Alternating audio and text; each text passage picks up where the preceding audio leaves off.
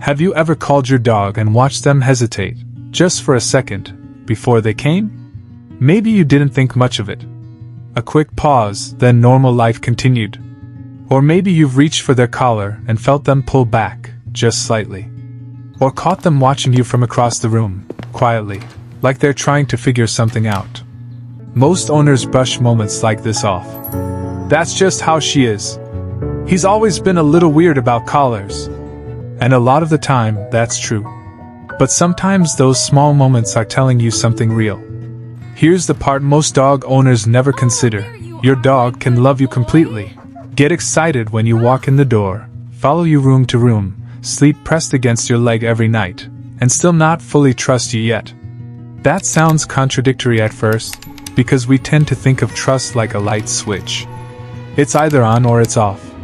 Either your dog trusts you completely, or something is wrong. But that's not how trust works. Not with people, and not with dogs either. Trust builds slowly, through hundreds of small, ordinary moments. The way you handle the leash, how you respond when they're anxious, the routines they can count on. Every one of those moments teaches your dog something about you.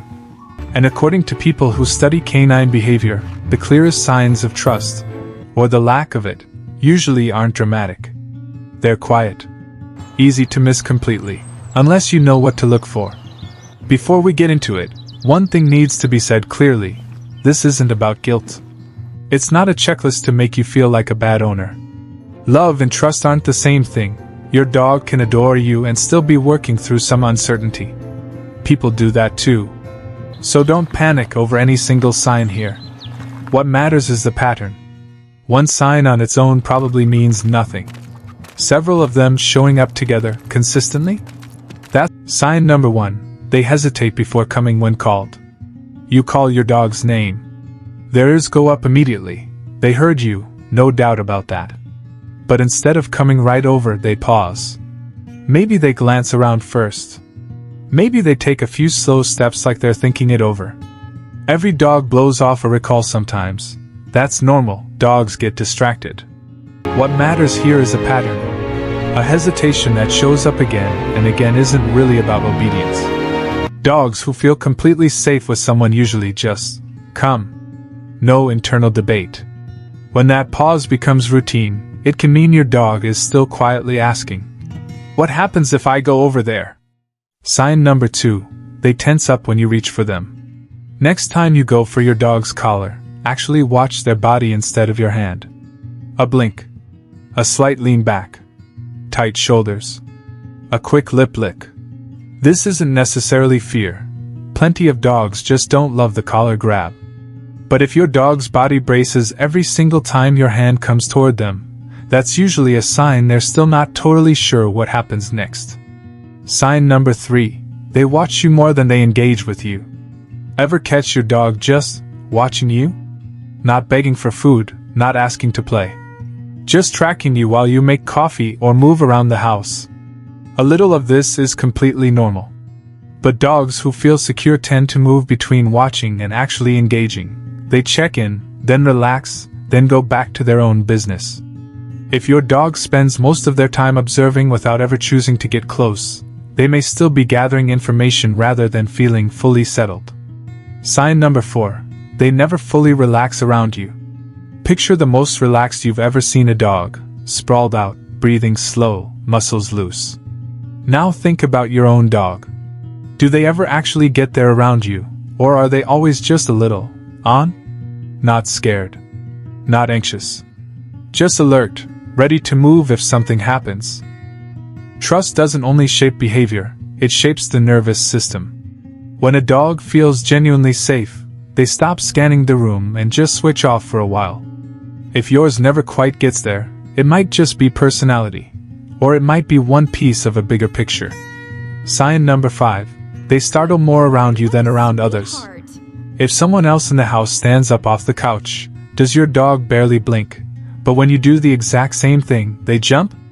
Dogs are incredible at reading patterns in how specific people move. If your movements still catch them off guard more than anyone else's do, it usually means those movements haven't become fully predictable yet. And predictability, not obedience, not perfection, is the real foundation of trust. Sign number 6. They take treats differently from you. Pay attention next time you hand your dog a treat. Gentle and easy, or a quick grab and retreat. Now compare that to how they take treats from someone else in the house. Some dogs are just enthusiastic eaters, nothing to read into there.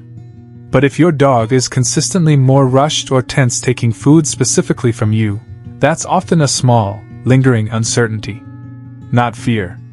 Just a question mark that hasn't fully disappeared. Sign number 7. They rarely check in with you. On a walk, does your dog get a little ahead and then glance back at you, just to make sure you're still there? Nothing to do with treats or permission, just a quick reconnect. Secure dogs do this constantly, almost without thinking.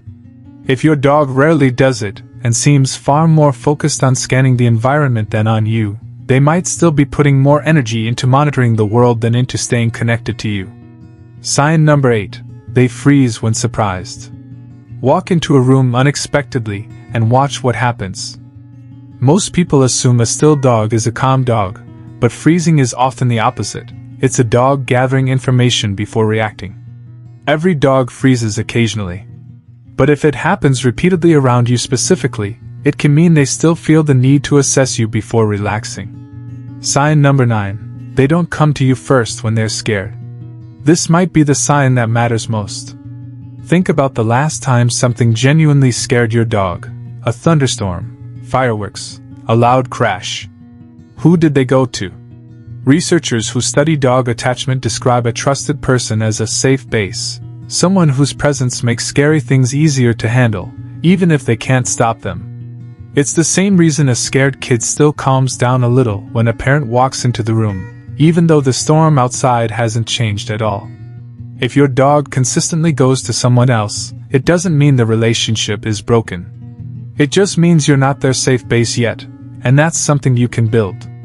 Sign number 10. They seem unsure what happens next. Every sign on this list comes back to the same idea: predictability. You trust the people in your life because you generally know what to expect from them. Dogs work the same way. They feel safest with people whose behavior makes sense, whose routines are consistent, whose reactions they can predict. So if your dog hesitates, evaluates, holds back before fully relaxing, their nervous system is still quietly asking, "Can I predict this person?" Until that question gets answered, full trust stays a work in progress. Not broken. Just still forming. What this actually means. None of this means your dog doesn't love you. Plenty of dogs showing these signs are deeply attached to their owners. Love and trust are connected, but they're not identical.